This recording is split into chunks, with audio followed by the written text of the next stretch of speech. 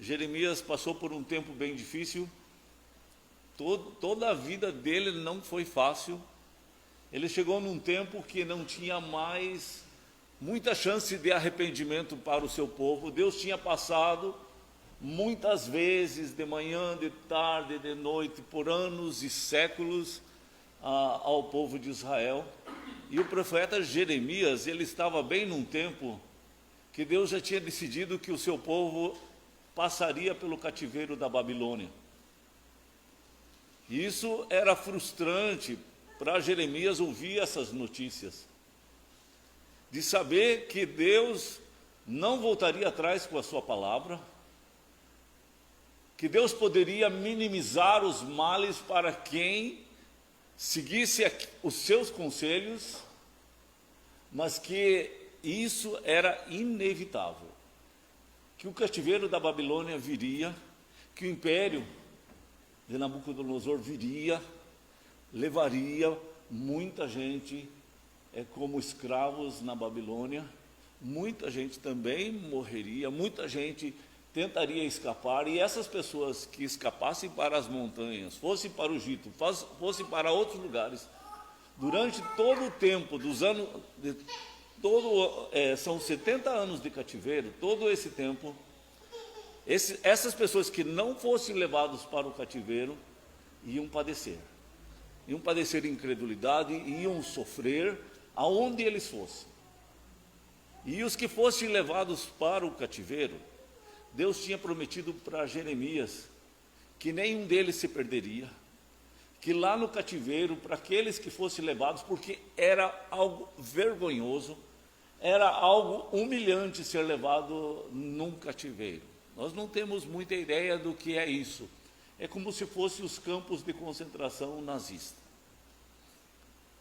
Era algo terrível. Mas Deus disse assim: lá vocês vão ter casas, vocês vão poder plantar vinhas, vocês vão poder colher uvas. Lá eu vou proteger vocês, lá dentro desse cativeiro, lá dentro desse campo de concentração.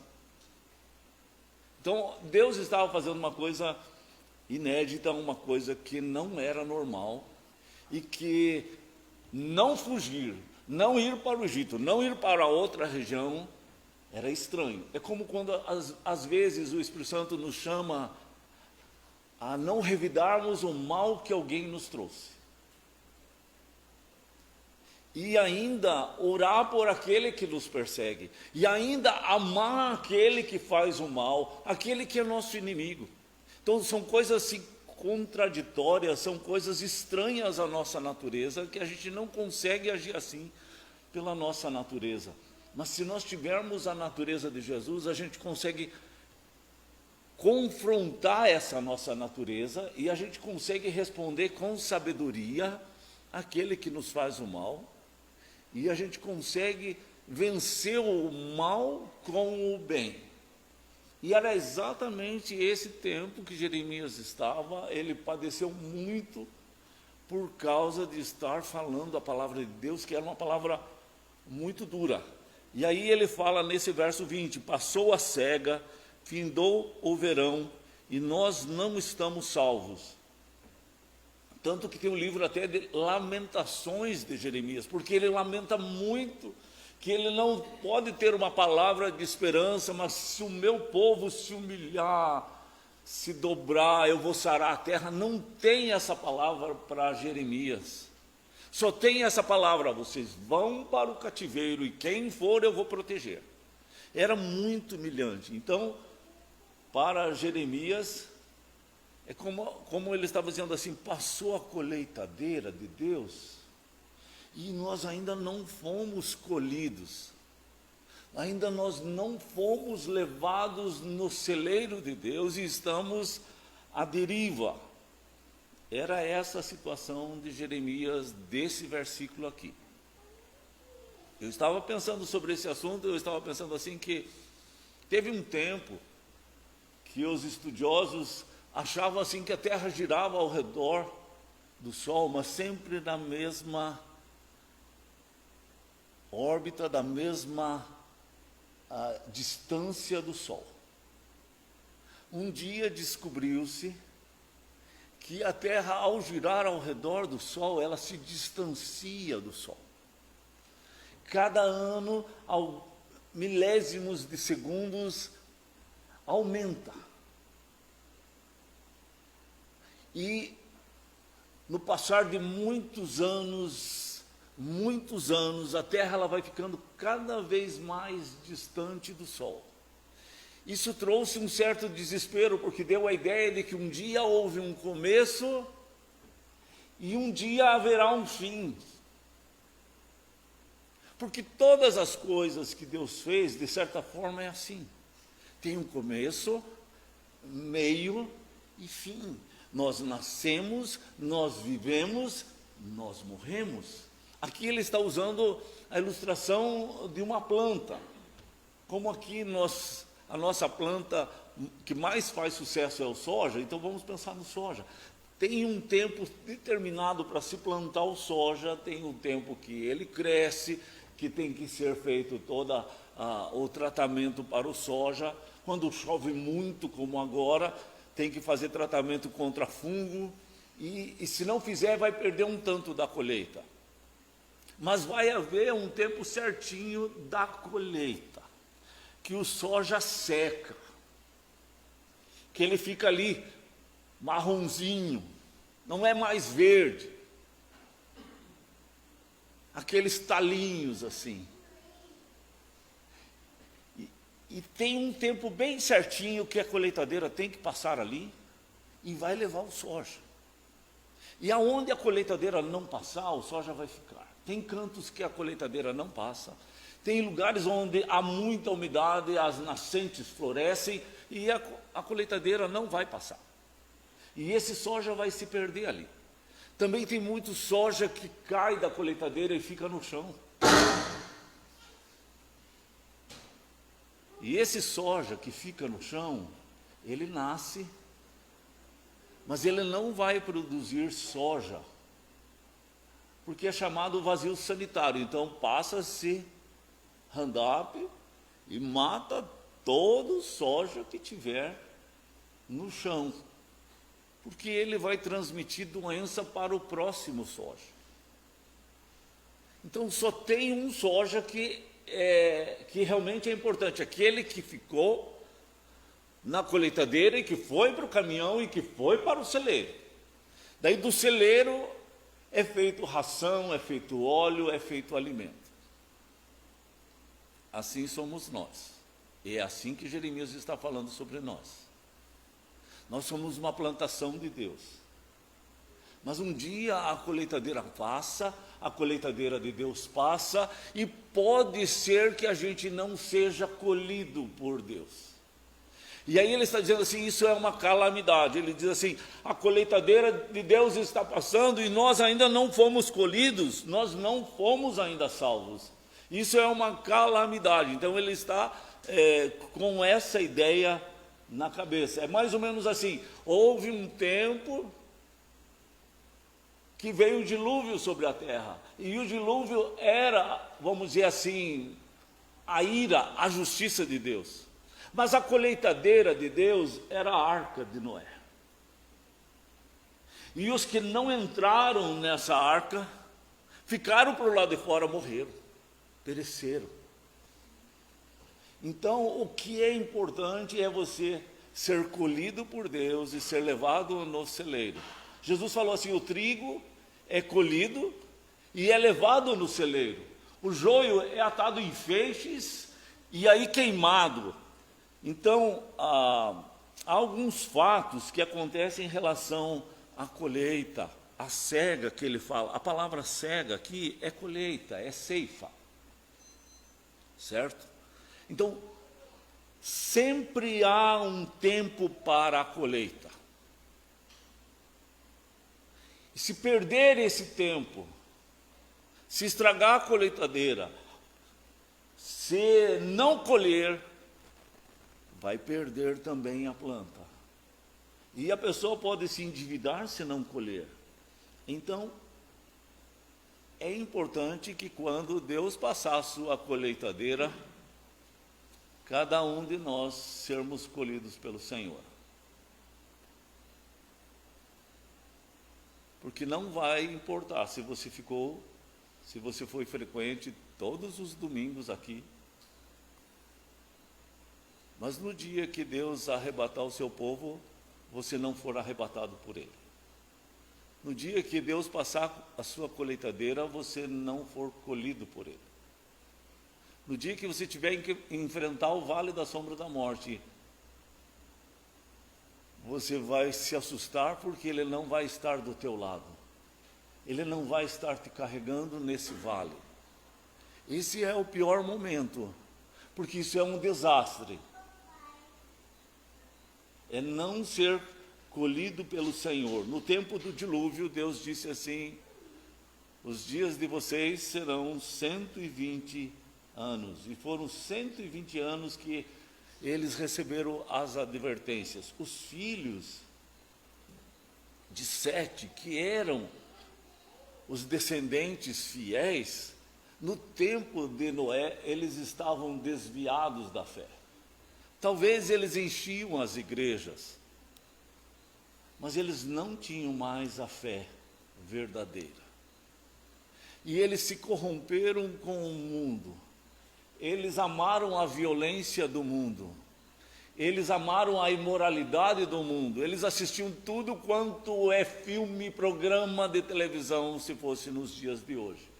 E não teria discernimento entre o bem e o mal. Nada fazia diferença para eles. E eles eram os filhos de Sete, no tempo de Noé. E quando veio a arca, só entrou 8 pessoas, que era a família de Noé. Sua esposa, seus 3 filhos, suas 3 noras. E ninguém mais entrou. Todos pereceram, crianças, jovens, adolescentes, velhos, todos morreram fora da arca, com todo esse tempo de 120 anos de advertência. Eles se afastaram, os filhos dos crentes se afastaram voluntariamente de Deus e acreditaram, preferiram na mensagem do mundo. Nos dias de Jesus não foi tão diferente assim. É só você lembrar das palavras de Jesus. Jesus falou assim: quantas vezes quis eu ajuntar vocês debaixo das minhas asas e vós não quiseste, como aquela galinha que ajunta seus pintinhos debaixo de suas asas, eu quis. E sabe que aquele texto, Jesus estava olhando para o ano 70, que era a invasão do Império Romano. Milhares de cruzes foram fincadas nas ruas de Jerusalém. Milhares de judeus foram crucificados, que a história conta que o chão ficou coalhado de sangue. Mas teve o tempo da visitação. Teve o tempo que o Filho de Deus passou naquelas ruas, pregou o Evangelho e falou sobre esse dia.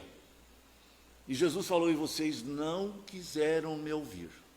Eles não quiseram ouvir a voz do próprio Jesus. Então, quando alguém não me ouve, porque eu estou pregando a palavra de Deus, eu também não me assusto, porque eles não ouviram a palavra de Jesus. Quando alguém não ouvir o que você está pregando, também não se assuste, porque eles também não ouviram a voz de Jesus. Mas Jesus disse assim: teve gente que me ouviu, e tem gente que vai te ouvir, então não deixa de falar. Por causa daqueles que vão te ouvir, fale. E eles vão se converter. E quando você entrar no céu, você vai ver aquelas pessoas, mas se você não falar, você não vai ver aquelas pessoas lá. Se você se intimidar, se você ficar com vergonha, então você não vai ver aquelas pessoas. E Deus está nos chamando para não termos vergonha. Jesus não teve vergonha de se fazer homem, de se humilhar, de ser igual a nós, ser servo. Ele não nasceu num palácio, gente. Jesus nasceu na estrebaria, num coxo onde os animais comiam. Então isso foi uma escolha. Jesus se fez homem. Deus se fez homem. O Filho de Deus se fez homem. E viveu muito simples, como nós vivemos. Também eu queria lembrar uma coisa que aconteceu na história. Quem lembra da Revolução Francesa, sabe dos revolucionários, Napoleão, toda essa história, sabe do discurso deles que era fraternidade, liberdade e tal. O discurso era muito bonito desses revolucionários. Antes um pouco da Revolução Francesa,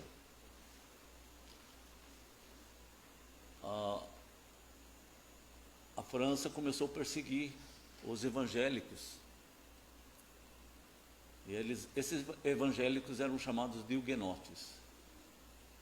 Mais de 1 milhão de huguenotes tiveram que fugir da França. E muitos foram mortos. Muitos foram perseguidos. Só na noite de São Bartolomeu, 70 mil huguenotes foram mortos. Foi um desastre. E eles removeram, a própria Revolução Francesa, a partir dali, removeu também a palavra de Deus, a possibilidade do Evangelho ter sua influência na França. Grande parte dos ensinos no mundo vem da escola francesa. Grande parte da escola brasileira vem do ensino francês. E tem isso como base.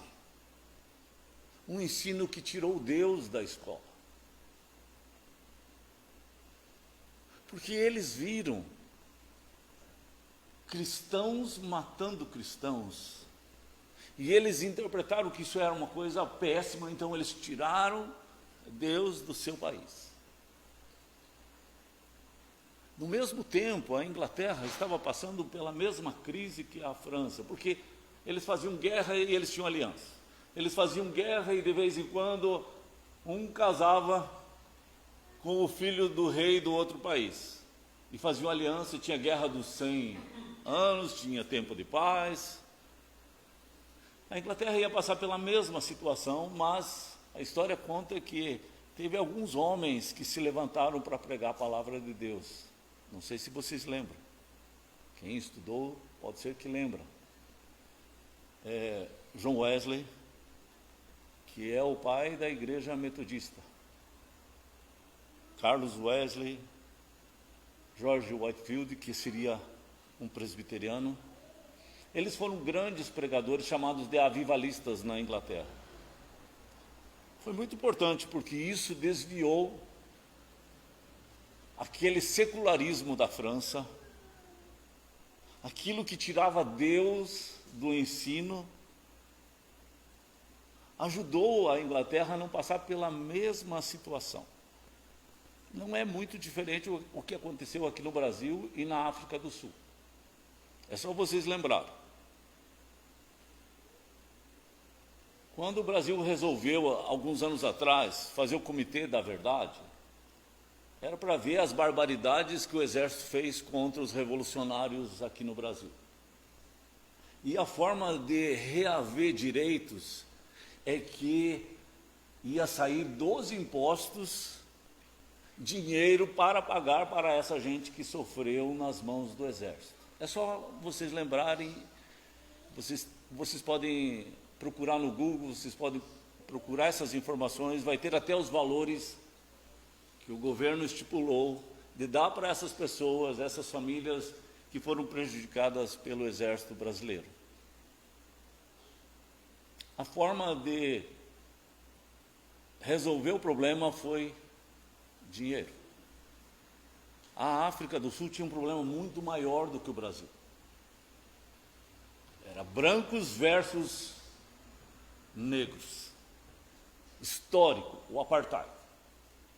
Quando Mandela entrou no poder, um negro, temente a Deus, ele não resolveu curar a ferida com dinheiro. Ele inventou um tal de comitês regionais de perdão, onde as pessoas iam conversar uma com as outras, teriam juízes regionais, e iam tratar do assunto. E não teria que resolver pagando dinheiro, mas teria que haver perdão e abraço, para pacificar a África do Sul. São formas diferentes de resolver. 1 Coríntios 6, ele fala assim, Deus fala assim, por que você não sofre o dano? Por que tem que entrar na justiça comum para resolver uma questão entre nós? Então isso eu achei muito bonito por parte da África do Sul, e muito cristão. E aqui muito secular, muito mundano. Então são formas diferentes de ver a mesma questão. Na última praga que veio para o Egito, essa praga também atingiria o povo de Israel, que era a morte de todo o primogênito. O primogênito ele morria no lugar dos outros. Era uma morte exemplar. Em vez de todos morrerem na ira de Deus, morria o primogênito. Mas ainda teria uma forma de escapar dessa morte, que era matar o primogênito da ovelha. O primeiro filho da ovelha era pego, morto, e aquele sangue era passado na porta daquela casa.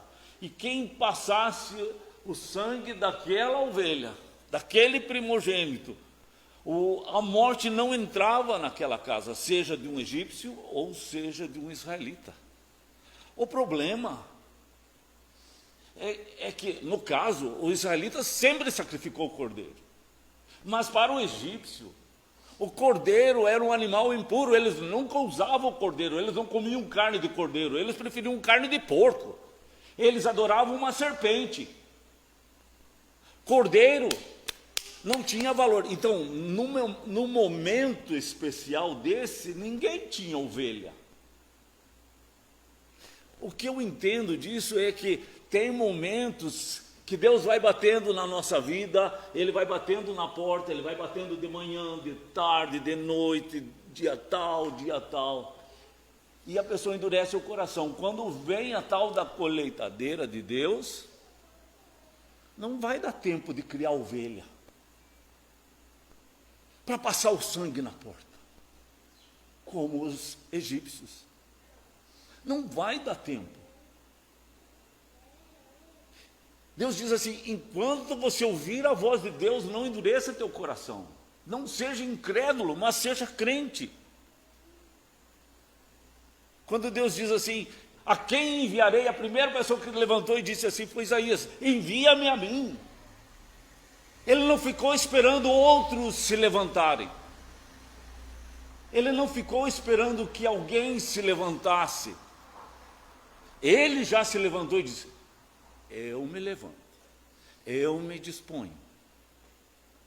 E é isso que Deus está esperando. Porque a hora que a colheitadeira de Deus passar, os que ficarem fora da arca vão perecer. Não vai ter chance. Então, às vezes a pessoa acha que ela pode aceitar Jesus mais tarde, que ela pode se arrepender mais tarde, a hora que ela quiser. Só que de repente, naquela hora que ela quer, ela não tem mais arrependimento no coração dela. Passou o tempo dela. É como Judas. Nessa hora, Judas só achou remorso. Ele não conseguiu se arrepender, porque ele não tinha arrependimento no seu coração. E só brotou remorso, choro, tristeza, pânico, pavor, e ainda a forca, porque ele pensou, um homem tão mau como esse não tem direito de viver. Ele fez justiça com as próprias mãos, ele tirou a própria vida para resolver um problema. Então, a gente precisa pensar nisso. sempre há um tempo da colheita e não vai ficar sem Deus passar a colheitadeira. Mas você pode não ter sido colhido por Deus. A colheitadeira de Deus, a colheita de Deus, é feita sempre no tempo mais oportuno. Tem um tempo certo que Deus passa melhor a sua colheitadeira. Você lembra do carcereiro? Quando ele se converteu, o que ele disse?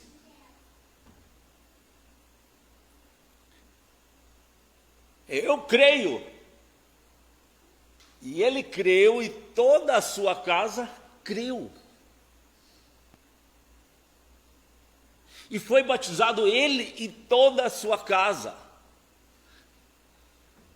Geralmente os carcereiros eram mais jovens porque tinham que ser fortes.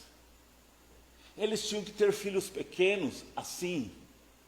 Porque se ele tivesse filhos grandes, normalmente esses filhos grandes não aceitariam e não creriam em Cristo, não aceitariam o batismo, porque eles teriam que tomar suas decisões.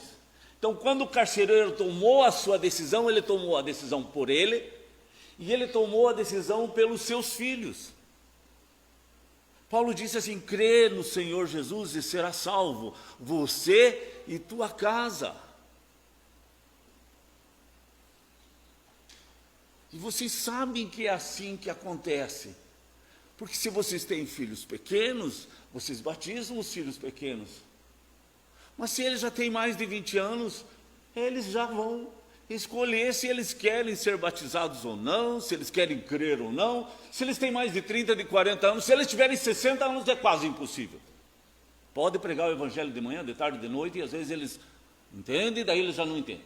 Entendem, daí já não entendem. Vocês entenderam o que é essa questão da colheita? Do tempo certo de colher? E que não pode furar esse tempo certo, porque tem o tempo oportuno.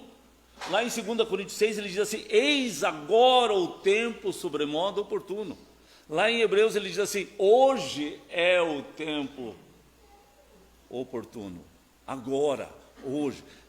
Hoje, se ouvirdes a sua voz, não endureçais o vosso coração.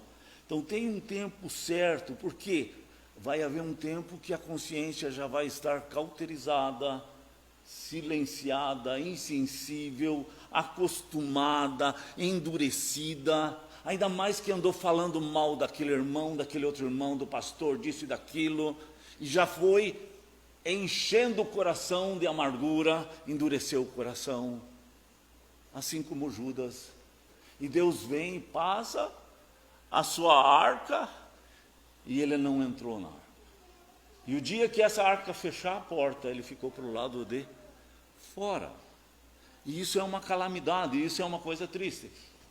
É como se você colocasse o relógio para despertar às 5 da manhã. Só que você precisa levantar às 5:30. Aí você fica lá, contando até 10, dorme um pouquinho e acorda um pouquinho. Às 5:30 você levanta. Só que no passar do tempo, você acaba dormindo mais. Porque você não precisa acordar 5. Você tem que acordar 5:30. E você acaba, às vezes, nem ouvindo mais o despertador tocar às 5 horas, porque você não precisa levantar às 5 horas. O nosso organismo, ele acostuma. As crianças podem de tanto ouvir e ver mau exemplo em casa, também acostumar. Ouvem essa pregação aqui, sabem que Jesus morreu por elas, mas não tem sentido na sua vida por causa do mau exemplo. Endureceu o coração o seu coração. E o Espírito Santo diz assim, Paulo fala lá em Efésios: não apagueis o Espírito Santo. Não entristeçais o Espírito Santo. E o Espírito Santo, ele pode se entristecer e na vida das pessoas pode apagar. Deus vai passando e vai batendo, bate na porta. Só que a pessoa já está acostumada a ouvir as batidas e está acostumada a não abrir a porta. Vamos pensar assim, o Samuel fica acostumado, daí nesse momento ele vai mexer com Davi, porque a pregação do pastor não tem mais importância. É mais importante mexer com o Davi do que ouvir a palavra. Porque vai acostumando, isso é deixar endurecer o coração. Teve um tempo na minha vida que eu achava assim que eu sabia tudo. Eu acho que é ali por 16 anos. Então, os estudos bíblicos, eu já sabia tudo. Para eu não cair nessa armadilha, eu fiz assim. Eu só sei quando eu souber falar. Quando eu souber ensinar todo esse assunto para alguém, então eu sei. Aí eu me lasquei, porque eu sabia tudo, sabia até onde o pregador ia chegar, o que ele ia falar lá na frente, porque eu ouvia a palavra e a pregação desde criança. Eu nasci dentro de igreja. Eu sabia tudo, mas não sabia falar. Começava a falar, gaguejava, ficava vermelho, não sabia falar. Então eu coloquei uma regrinha para que eu não me ensoberbecesse e para que o meu coração não endurecesse. E a gente precisa fazer isso conosco também. Por último lugar, além de que sempre vai haver o tempo da colheita, tem o tempo oportuno da colheita, mas tem sempre o fim. A colheita passou, e daí chega uma hora que não tem mais colheita. Ela acabou. Ela sempre chega no seu final. E se o grão ficou no chão, ele pereceu.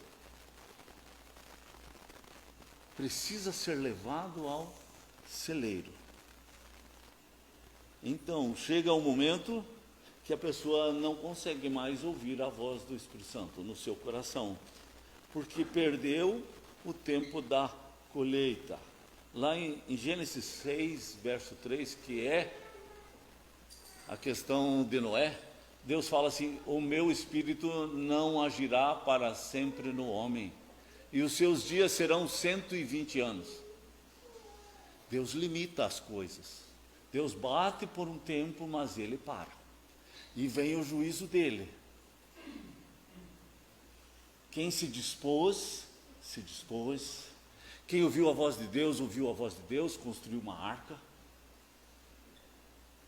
Enquanto tantos outros jovens do povo de Deus iam atrás daquelas meninas lindas do mundo, as aventuras lá, mas eles ficaram para o lado de fora da arca e todos pereceram. Quem se dispôs, quem construiu, quem trabalhou, entrou na arca e foi salvo. Então, isso vai fazer diferença. Deus fala assim que no deserto, grande parte das pessoas que caíram no deserto e pereceram nas peregrinações no deserto, ao sair do Egito e ir até a terra prometida, lá em Hebreus 3 diz assim que eles caíram pela incredulidade. Eles caíram pela incredulidade. No início de Hebreus 3, ele fala assim: hoje, se ouvirdes a sua voz, não endureçais o vosso coração, como foi na tentação. Eles passaram por muitas tentações e muitos se deixaram levar pelas tentações. E daí no final ele diz assim: muitos caíram. Caíram por quê? Por causa da incredulidade que aceitaram no coração. Porque o diabo ele veio semear uma semente ruim. Ele falou algumas coisinhas que ao nosso coração são verdadeiras. Lembra que eu já falei sobre isso? Existem várias verdades que não libertam. Existem muitas verdades que aprisionam a pessoa ao inferno, mantêm mágoas no coração, tiram a força da pessoa e o ministério de uma pessoa. Verdades que mantêm mágoas, ressentimentos, incredulidades. E nós precisamos ter discernimento sobre essas verdades, que são verdadeiras mentiras. Então a gente precisa orar para Deus nos dar discernimento. Pense assim, Deus manda o avivamento dele.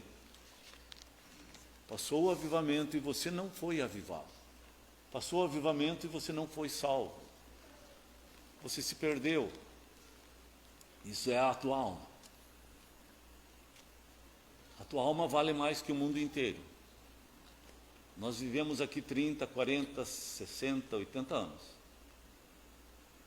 Gente, a eternidade é para sempre. Se perder para sempre é a maior calamidade. Então eu acho que não tem uma coisa melhor do que a gente lutar por pessoas para que não vão para o inferno. Não passe uma eternidade longe de Deus. As pessoas já estão passando aqui longe de Deus e têm as suas vidas frustradas, porque sem Deus ninguém é feliz de verdade. Jesus diz assim: eu dou uma alegria que o mundo não dá. A alegria de Deus, ela é verdadeira, porque você foi criado por Deus, e a tua alma só tem alegria no teu Criador. Sem o Criador, você pode ter um monte de coisas que trazem alegria, que o dinheiro pode comprar muita alegria, mas é a alegria do mundo. E Jesus disse assim: a alegria que eu te dou, a paz que eu te dou, o mundo não dá. É diferente do mundo. Só existe alegria em Jesus. Só existe vida em Jesus. Só existe perdão em Jesus.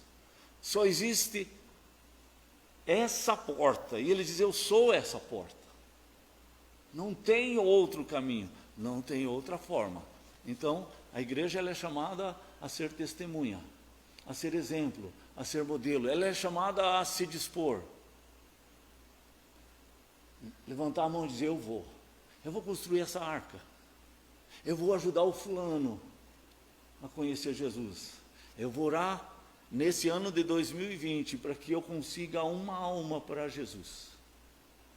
Não precisa nem ser em Chupinzinho, mas que essa pessoa passe da morte para a vida, e o teu exemplo ajude. O teu exemplo ajude a vida dos teus filhos.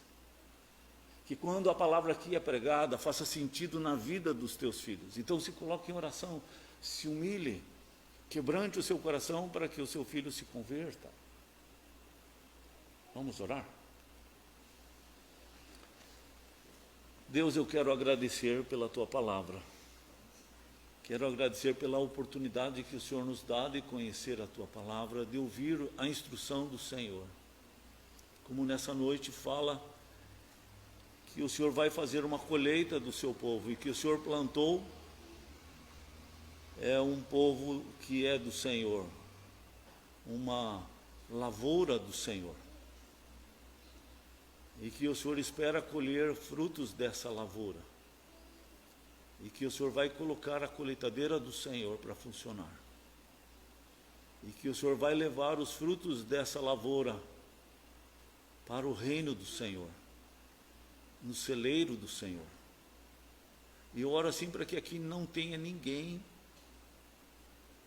que não esteja sendo colhido pelo Senhor, que não esteja no celeiro do Senhor, porque o trigo é levado ao celeiro. E se nós somos trigos, nós estamos no lugar certo.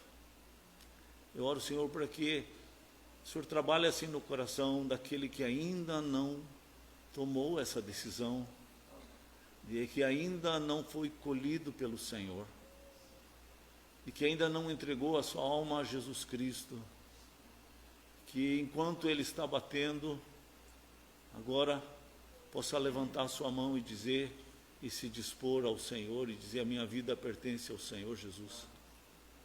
Eu oro, Senhor, para que nesses tempos de esfriamento da fé, de tanta falta do amor do Senhor no coração dos homens, aqui nesse lugar se ache o amor do Senhor no coração dos teus filhos, Pai. Não permite que apenas haja religiosidade no coração. Não permite, Senhor, que seja apenas a aparência, mas que a nossa alegria seja no Senhor e não nas festas desse mundo. não nas diversões desse mundo, não no dinheiro desse mundo, não nos negócios desse mundo. Que a gente não seja enganado como os filhos de Sete foram enganados no tempo do dilúvio, e que eles, por decisão pessoal, preferiram se afastar do Senhor e se achegar para as coisas do mundo, Senhor. Jesus falou que nos dias que antecederiam a vinda de Jesus, seria como foi nos dias antes de Noé, que as pessoas estavam despreocupadas, estavam vivendo a vida de uma forma muito egoísta, achando que estavam certas. E quando veio o dilúvio, destruiu a todos. E esse dilúvio está por vir. E a tua igreja precisa acordar, precisa se despertar nesses dias, Pai. Nos ajuda a nos dobrarmos diante do Senhor, a lutarmos em oração pela nossa alma, pela alma da nossa família, Senhor. Também por aquela pessoa que precisamos orar por ela e lutar pela salvação dela. Eu oro, Senhor, para que a tua igreja possa ter força do Espírito Santo para isso, Senhor. Perdoa toda a nossa transgressão, perdoa a dureza do coração, a insensibilidade, aquilo que já foi cauterizado em nosso coração. Tira isso de nós, Pai, porque precisamos ter um coração que se dispõe, um coração sensível, que ama a presença do Senhor, ama a tua palavra. E o Senhor diz assim, que as tuas palavras são espírito e são vida. E nós queremos, Senhor, que elas produzam vida, e vida em abundância, cada dia. Isso reflita na forma que vivemos e as pessoas possam perceber essa diferença, Pai. Eu oro assim em nome de Jesus. Amém.